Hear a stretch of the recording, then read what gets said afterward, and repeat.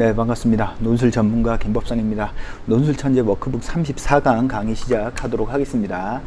설명도 거의 이제 마무리를 지어야 될 때네요. 그죠?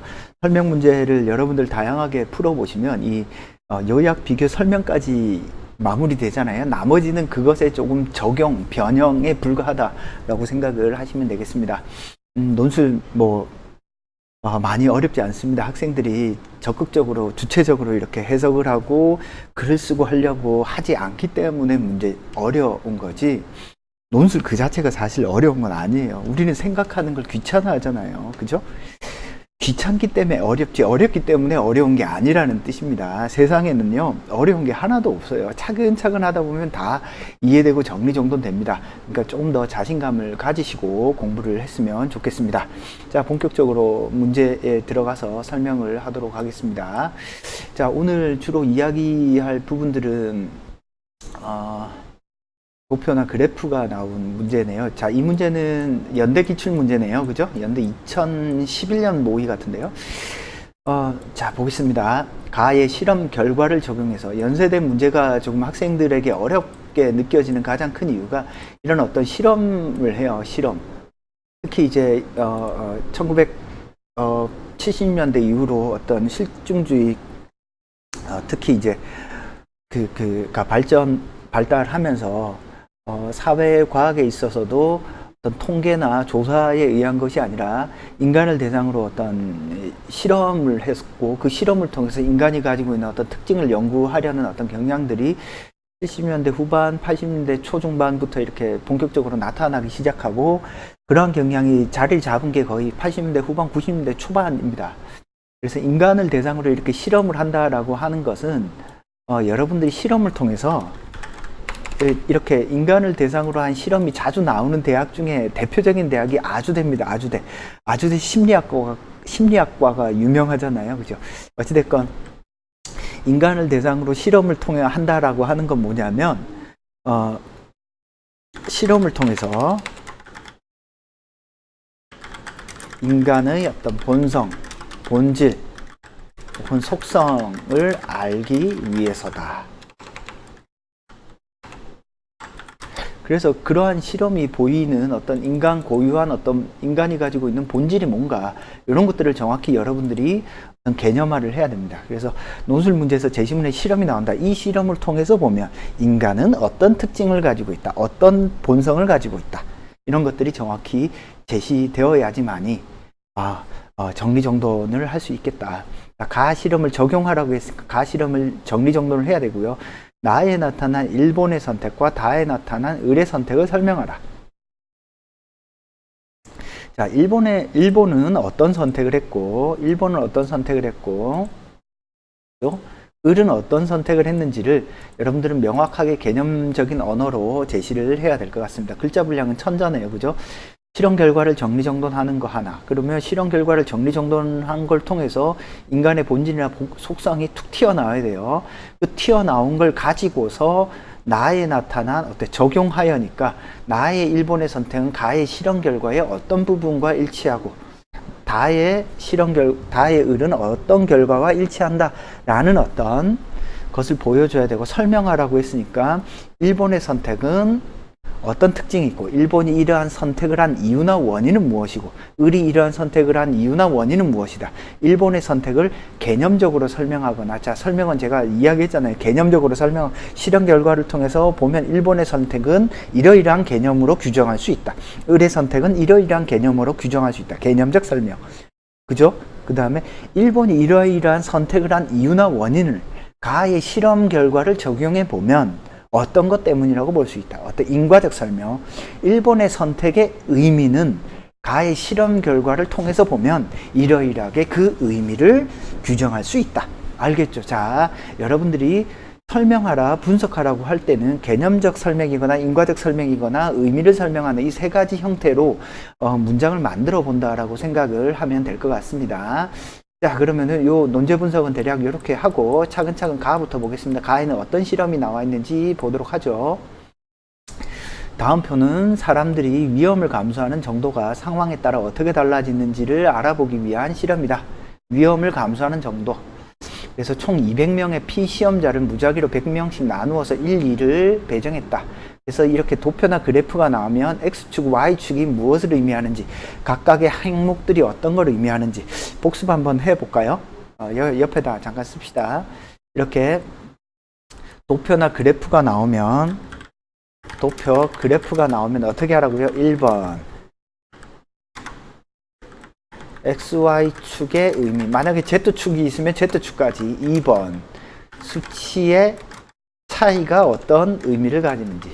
3번 그래서 그래프, 도표 통계의 그래프 전체의 의미가 서술돼야 됩니다. 그래서 그래프를 보면 잘 안 보이니까 좀 줄일게요. 줄여서 여기다 옮겨 놓을게요.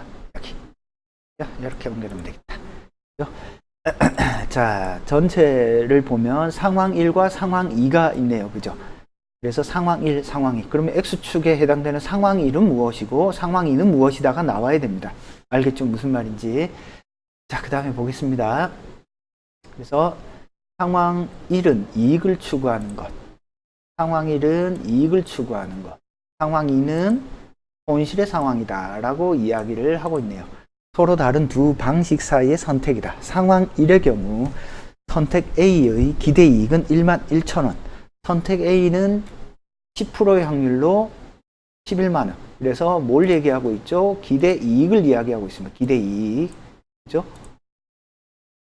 B를 선택할 경우 1만원을 얻는다. 상황 B의 경우에는 상황 2의 경우 A의 선택은 11,000원, B는 1만원보다 크다. 그럼에도 불구하고 100명 중 75명은 A를 선택했다. 그래서 기대 이익을 이렇게 계산했다. 기대 이익, 또 기대 손실을 정확하게 이야기했네요. 그죠? 상황 1은 어떤 상황이다? 이익의 상황. 그죠? 상황 2는 어떤 상황이다? 손실의 상황. 손실의 상황. 자, 그 다음에 우리가 봐야 될 건, 그래서 사람들이 선택을 한 걸 보니까 주로 어떻게 선택을 해요? 다수의 선택이 있네요. 그죠? 다수의 선택들이 전부 다 어떤 상황이죠? 100%의 확률로 1만원을 얻는다. 10%의 확률로 11만원을 잃는다. 손실이 11,000원이고 이익이 1만원이야. 기대 이익은 어때? 11,000원이죠. 다수의 선택은 어떤 특징을 가지고 있죠? 다수의 선택은 비합리적인 선택이죠. 기대 이익은 적고 기대 손실은 큰 선택입니다. 그죠? 이런 선택을 하고 있습니다. 그러니까 비합리적인 선택을 하고 있다라고 보시면 되겠습니다. 그죠? 이 정도면 되겠네요. 그죠? 다수의 선택은 비합리적인 선택이다. 그죠? 기대 이익은 크고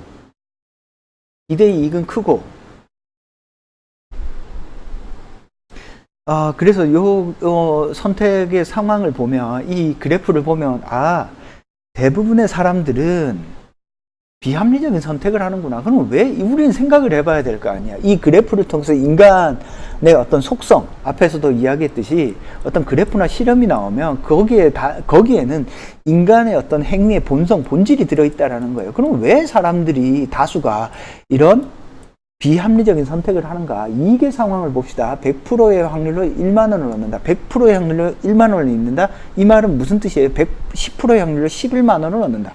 확률 계산하면은 11,000원이잖아요. 그죠? 그러니까 11만원 곱하기 0.1 하면은 11,000원이잖아. 그럼 기대 이익은 어때? 이게 더 크잖아요. 써봐야 되겠다.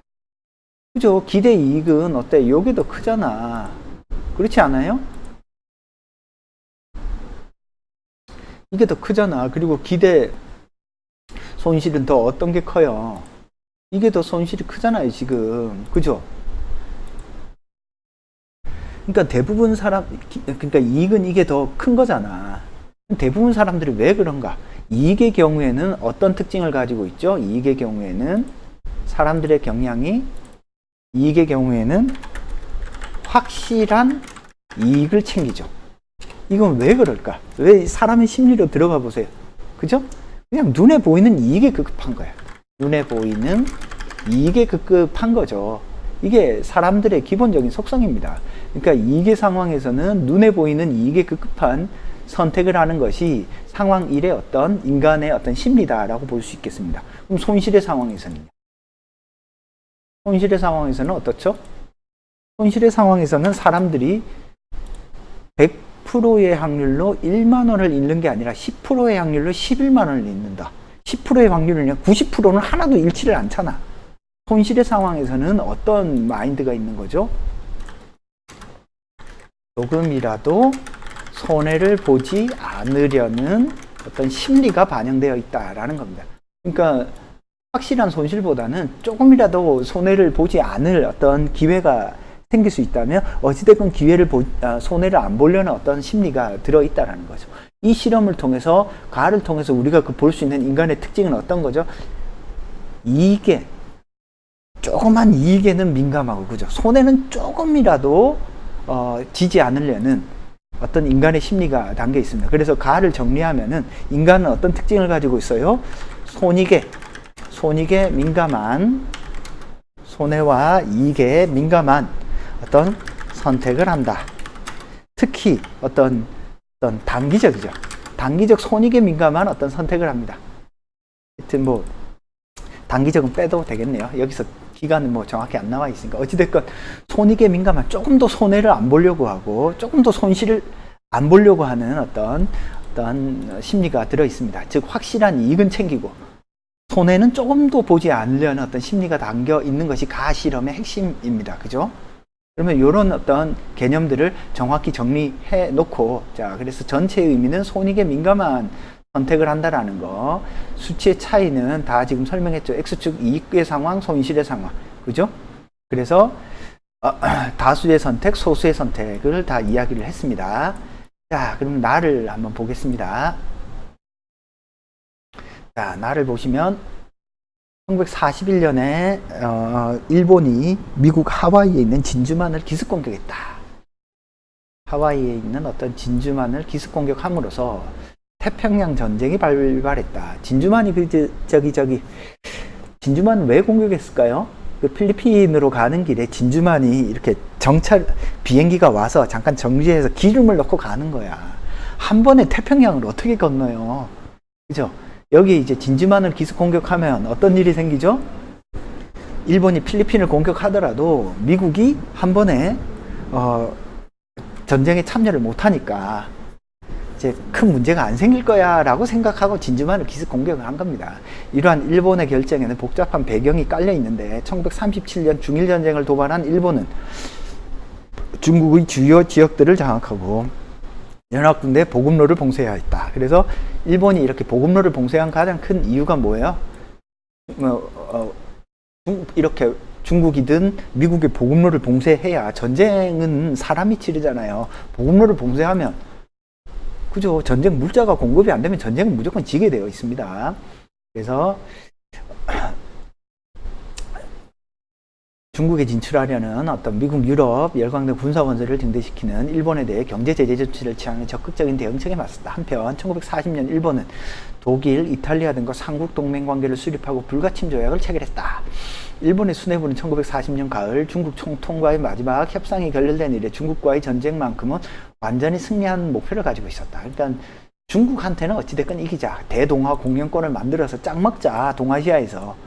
사실 뭐 일본의 정책은 지금도 그런 연장선상에 있죠. 섬나라 사람들의 어떤 특징입니다. 어떤 대륙에 대한 어떤 열망들이 있는 거죠. 그리고 일본이 워낙 환경적으로 지진, 화산 뭐 이런 것들이 조금 열악하기 때문에 어떤 안정적인 것에 대한 어떤 희망, 열망들이 있죠. 그죠? 그래서 일본 신화들 보면 항상 바다 건너서 뭔가가 나타나죠. 그죠? 자, 그건 그렇고요. 1941년 7월 미국은 자국 내 일본의 어떤 재산을 동결했고 극동사령부를 창설했다. 영국과 영국 자치령들의 일본 교역을 중단했다. 네덜란드 인도 식민지였던 일본에 대한 수출 금지. 그래서 각국들이 일본에 대한 어떤 경제 제재를 합니다. 그래서 원자재 수입에 절대적으로 의존하고 있던 일본에게 있어서는 큰 타격이었다. 이 무렵 일본은 원유 보유량이 고갈 직전, 일본은 중대 선택의 기로에 놓이게 되었다. 그러니까 각국의 선진국들이 일본의 어떤 전쟁 물재라든지 원자재에 대한 수입을 경제 제재 조치를 하니까 일본은 지금 전쟁을 하고 있는 와중에서 어떻게 하지 전장 물자를 수급을 해야 된다라는 겁니다. 즉 일본은 미국의 정치적인 방식으로 항복을 하거나 군사적인 수단으로 동남아의 원자재 공급을 강점하는 전략을 택하지 않을 수 없었다. 그죠? 그러니까 항복하거나 동남아에서 전쟁을 일으켜서 전쟁 물자를 이제 수급할 수밖에 없는 상황에 처해 있는 겁니다. 거기가 이제 필리핀이었죠. 자, 그래서 더욱이 1941년 11월 말 미국은 중국 문제와 관련해서 10개 강령을 제시했는데 일본은 결코 수용할 수 없는 화해 조건을 담고 있다. 자, 그래서 일본의 군부 지도자들은 미국과 장기전에 돌입할 경우 자신들이 승리할 가능성이 극히 적다는 것을 알고 있었다. 그렇지만 만일 일본이 전쟁이라는 대안을 포기한다면 미국의 정치적 군사적 지위는 더욱 강고해지고 일본은 그 영향력 아래 복속될 수밖에 없었다. 결국에는 지금 상황은 일본은 어때요? 경제 제재 조치 처해 있고 일본은 지금 4강 곡선을 그리고 있고 항복할 수밖에 없는 어떤 정치 경제적 상황에 놓여 있는 상황입니다. 물론 미국에 대한 공격은 커다란 위험을 수반하는 결정이었다. 당시 미국, 영국, 네덜란드, 중국은 실질적인 군사동맹을 맺고 있었다. 게다가 이 네 국가는 소련과도 유사한 관계를 맺고 있었다. 그래서 일본은 어떤 선택을 하나요? 그럼에도 일본은 만일 선제 공격에 감행한다면 자신들이 초반에 승리할 확률이 70, 80%라고 높았다. 그죠? 선제 공격을 하면 그나마 손실을 덜 볼 거야 라고 생각을 한 겁니다. 미국 장기전을 벌일 수는 없지만 전쟁 초반에 큰 타격을 입혀서 평화협상에서 유리한 어떤 입지를 차지하겠다라는 어떤 계산, 일본의 어떤 군부가 이런 계산을 한 거죠. 그래서 이러한 과정에서 뭘 한 거예요? 손실을 최소화하기 위해서 진중한 기습의 어떤 결정이 이루어진 겁니다. 그래서 카미카제들과 막 군함에 막 때려박고 그랬잖아요. 그죠? 사실은 일본의 입장에서는 그 일본의 어떤 이 카미카제들을 일본에서 그 천만 영화 든 게 이제 카미카제 사실 우리 아버지가 알고 봤더니 카미카제였어. 막 이런 영화가 일본에서 어마어마하게 히트를 쳤죠.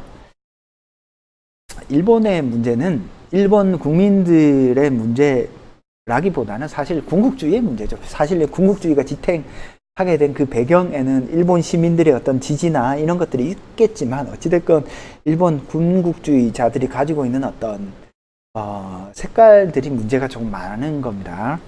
자, 어찌됐건 간에 일본의 상황은 지금 어떤 상황인가요? 손실의 상황입니다. 손실의 상황이죠. 이 손실의 상황에서 손실을 최소화하기 위해서 어떤 선택을 하죠? 어떤 위험을 무릅쓰는 선택을 합니다. 미국한테 대든 거죠. 미국 공격을 감행한 거잖아. 그런 점에서 보면 일본의 선택은 어떤 선택이에요? 일본의 선택은 어떤 조금 위험한 선택, 상황, 아까 나오는 상황 1과 2가 있었잖아요. 1과 2 중에 상황 2에 해당하는 선택이네요. 그죠? 어쨌든 손실의 상황에서 손실을 최소화하기 위해서 위험을 무릅쓰는 합리적 선택이에요? 비합리적 선택이에요? 비합리적 선택이에요. 전쟁하면 더 큰 손해를 보는 거 아니야. 그나마 전쟁 초반에서 딱 하면은 큰 피해 없이 뭔가 유리할 거야 라고 생각을 한 거죠. 그죠? 자, 그렇게 보시면 되겠습니다. 자, 그래서 논제에서 요구한 거 실험 결과를 적용해서 나의 일본의 선택을 정리하면 여기 바로 적용을 해볼까요? 여기 바로 씁시다. 나의 일본의 선택은 어떤 선택이죠? 가의 상황 1에 상황 2에 B에 해당되는 선택입니다. 그죠? B에 해당됩니다. 그죠? 그 다음에 다수의 선택에 해당되나요? 소수의 선택에 해당되나요? 다수의 선택에 해당됩니다. 자, 이 선택은 어떤 특징을 가지고 있는 합리적 선택이에요? 비합리적 선택이죠.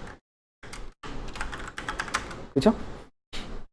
그러니까 지금 당장 눈앞에 보이는 이익에 따라서 막 선택을 한 거죠. 손해를 조금이라도 보지 않으려고 위험을 무릅쓰는 어떤 선택을 한 것이다 라고 볼 수 있겠습니다. 자, 그 다음에 을의 선택 한번 보겠습니다. 을의 선택은요, 갑과 을은 갑과 을이네요. 을.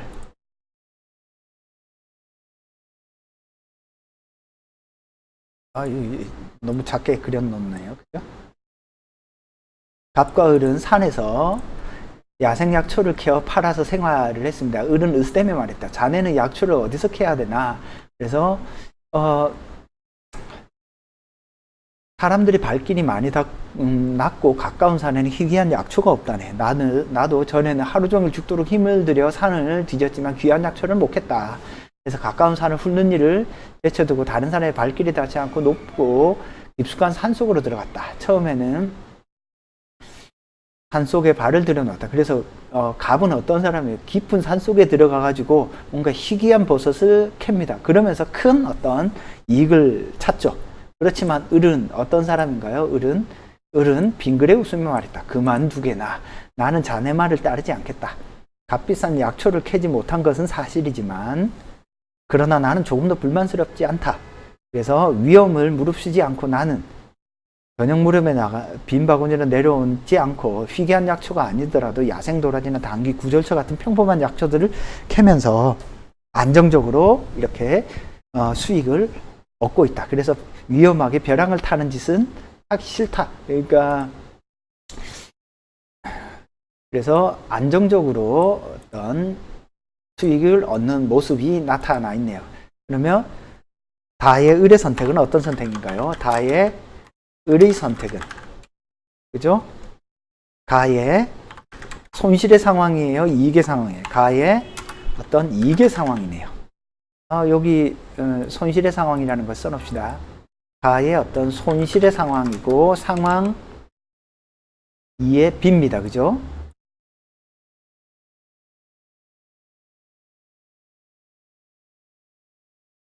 이익의 상황에서 상황 1이네요. 그죠? 상황 1에 A를 선택하는 상황이다 라고 볼 수 있고, 마찬가지로 어떤 선택이에요? 다수의 선택입니다.